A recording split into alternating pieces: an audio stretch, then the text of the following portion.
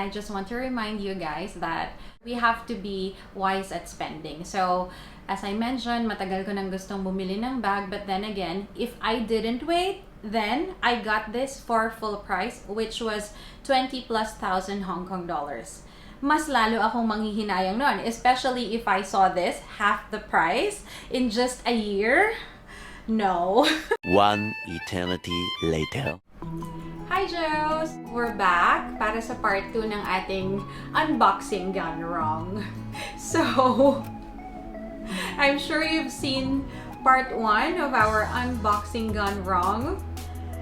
Nagulat ang lola nyo. Oh my God! Buti na lang hindi tayo naka-live. I mean, well, anyway, wala naman din ako pang planong mag-live kasi medyo ginagamay pa lang natin yung mag-vlog ng ganito, like talking to you guys. So, medyo nahihiya pa ako and medyo hindi pa ako ganun ka-comfortable kasi nga medyo naiilang pa rin ako. So, hopefully, after some few more vlogs, then we'll get more comfortable. So, yeah, ayun, buti na nga hindi siya live. Oh my God, kung hindi, oh my God. Pero baka sisikat din naman yun kung ganun, no? Well, who knows? Anyway, when that happened, syempre, I tried to ask Jong to fix it. So, tinry namin kasi baka akala ko loose lang. So, nalagay siya ulit. Nailagay siya. So, I tried to use it one time. So, that night, I thought it was the perfect night to take it out for a spin, for a ride. Break-in ba? So, what happened was, ganun ulit. Oh my God! So, the night was still young and then it snapped. So then, I didn't have time to go to the store yet kasi nga, we have work and then yung oras ng work natin is kind of like medyo alanganin. So, it took a while. So then, when I had time, so I checked the receipt and then the receipt actually mentions na you can only return the products for exchange within 14 days of the purchase. However, dahil nga hindi ko naman siya agad ginamit, I didn't use it even after buying it. It's just here at home kasi I really don't have anywhere to go to use it. Hindi ko siya nagamit kaagad. And so, ibig sabihin, hindi siya naisoli agad. And actually, it took about a month. Medyo kinakabahan na ako kasi nga, lumagpas na yung grace period. But then again, I was also, on the other hand, I was also confident kasi nga naman, of course, you bought a luxury bag. You don't expect that to happen on, just trying to hold, just trying to sukat-sukat the bag and then, oh my God, it snapped. So then, luckily, also, our vlog saved us. Sorry. So, we filmed it, diba? We were trying to film it for the unboxing nga. So, oh my God, guys. Kitang-kita dun sa video.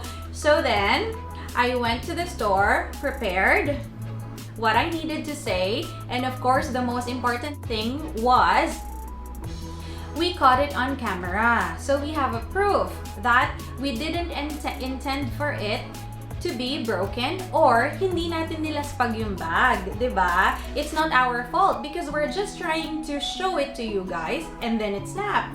So then, at first, even after I tried to show the video to them, ayaw nila. Gusto nila, iwan ko daw yung bag. Sabi ko, I'm not... Nakikigulo naman si Siri. Diyan ka muna. Ako muna, pwede. So yun. Anyway, mabalik tayo. So yun nga, even after so many conversations na ang dami ko nang sinabi, pinakita ko na yung videos. I told them that this happened, I showed them the videos, and of course, they were strongly referring to the policy of the exchange, which is nga 14 days lang dapat. And they said they can't refund. Of course, I told them I'm not even asking for a refund. I'm just asking for a replacement, another bag. And then they said they will take it to the hardware. I said, I am not accepting the same bag. I bought a new bag, so you should give me a new bag. A new bag will not break so easily, especially a luxury bag. Oh my God. So then, So then, paulit-ulit. I kept repeating myself for a while. It took more than 30 minutes before I was able to convince them. So finally, kakapilit ko. Of course, nakiusap naman ako ng maayos. I really tried na, di ako nagsungit. I really tried my hardest kahit medyo masungit ang lola niyo. Pag alam niyang harap... Si Siri naman. Tanggalin ko na nga muna. So, ayun na nga. Kasi nga, ang lola nyo, kapag alam niyang karapatan niya, pag alam niyang nasa tama siya, medyo masungit ang lola nyo. But then, that time, kasi nga, mabait naman sila when I purchased the bag, especially yung nag-assist sa akin. But in the beginning, yung nag-assist sa akin, wala siya. Yun yung mga ayaw talaga na palitan yung bag. Gusto nila dalhin sa hardware daw. Hindi naman daw nila ibabalik na same bag. Iba naman daw yung bag. Sabi ko, no, I'm sorry, but I don't believe you. If I am leaving this bag to you and you're telling me you'll give me a new bag later on, I'm sorry, it's just so hard to believe. Sabi kong ganun sa kanila. So that's what I told them. Because for sure, they will just fix it. So I said, no, I am not leaving the shop until you give me another bag.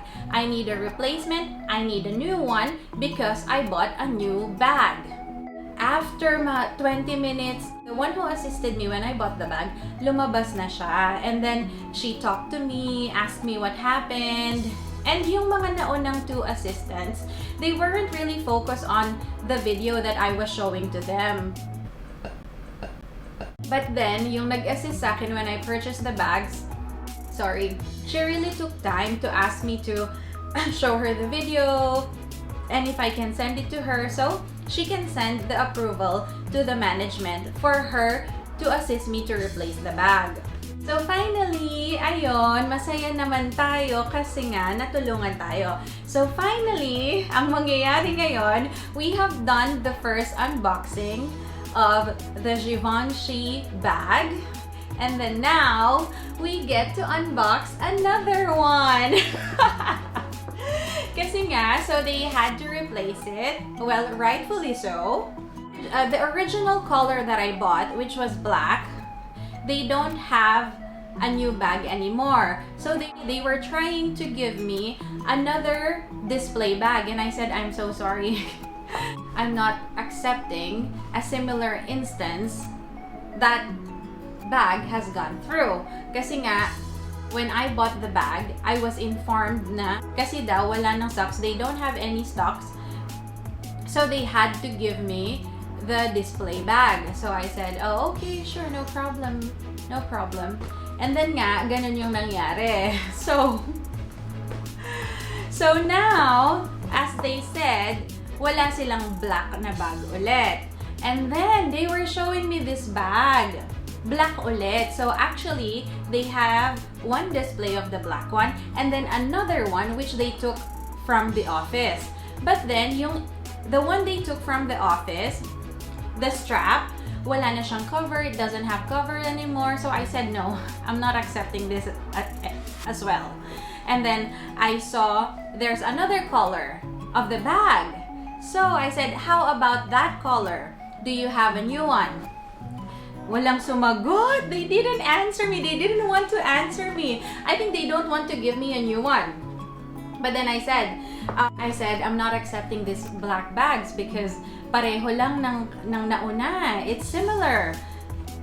So finally, napagod ng lola nyo kaka-negotiate. Finally, tinulungan tayo nung nag-assist sa atin when I bought the bags. So now, we get to have a different color. So now we get to unbox another Givenchy bag. Are you ready, guys? Are you ready?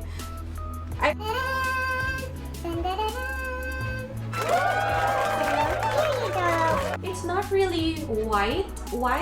It's kind of like a very, very, very light touch of nude, pinkish kind of white.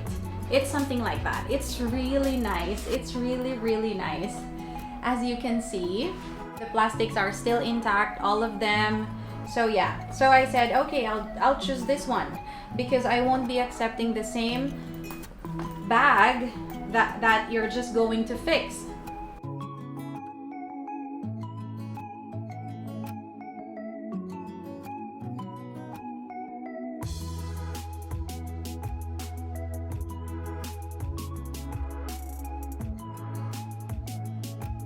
we get to strip it. Strip it. Strip it good. Strip it.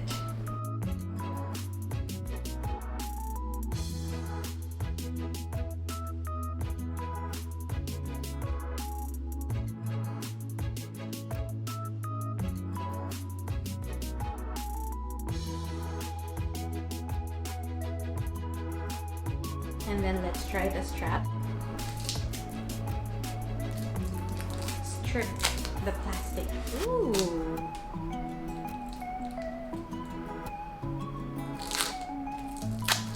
Ooh.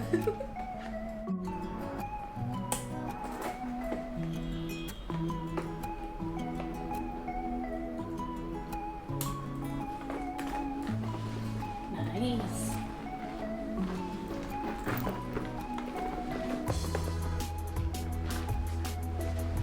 Yay! So yeah, nice, right guys? Really nice.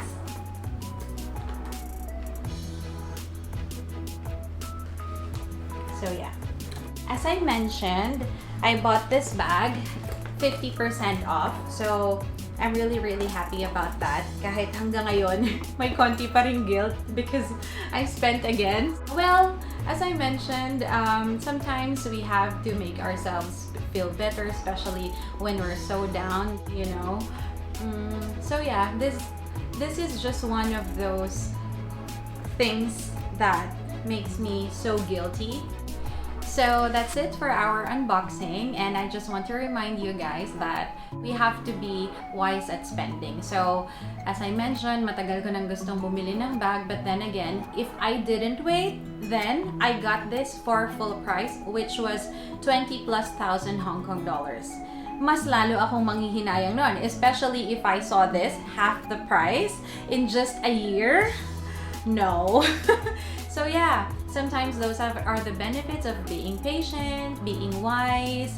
I mean, if you have that much money, yeah, go ahead, spend it all. I mean, not spend it all, but spend it whenever you want, because you have that much money and you'll get that much money whenever you want. But then, for us who are in the working class, dugo at pawis natin to. Sweat and tears. From hard work. So yeah, and that makes it more rewarding, diba? That makes it more rewarding because that's hard earned. That's your sweat and tears. Those sleepless nights, those morning shifts that you go to work with 2 hours, less than 2 hours of sleep, and then going until 11, 12, until 2 p.m. without any meal because it's crazy busy. So yeah, and again, thank you very much for your support, guys. Thank you very much for supporting us all throughout. Now, this time of filming, where I think on our 1 month and 1 week on YouTube. Thank you so much. And right now, we already have around 325 subscribers, and we already have more than 14,000 views on our very first video. And thank you so much. Thank you so much. We hope that you continue supporting us. We hope that you continue watching our vlogs. And again, thank you very much for joining me in this unboxing vlog. Spend wisely. See you on our next vlog. Bye!